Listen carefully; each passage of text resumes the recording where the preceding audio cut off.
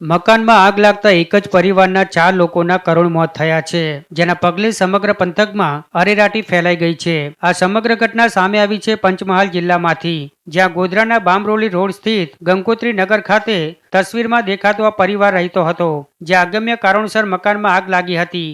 જે બાદ આસપાસના લોકો દ્વારા ફાયર બ્રિગેડ અને પોલીસને ઘટનાની જાણ કરવામાં આવતા ફાયર બ્રિગેડ અને પોલીસ ઘટના સ્થળે દોડી આવી હતી, પણ ત્યાં સુધી પરિવારના 4 સભ્યો આગમાં ભડથું થઈ ગયા હતા. ત્યારે ગુંગળામણને લઈને મોત થયા હોવાનું પ્રાથમિક અનુમાન છે. હાલ ફાયર બ્રિગેડ દ્વારા પરિવારના 4 સભ્યોના મૃતદેહોને બહાર કાઢવામાં આવ્યા છે.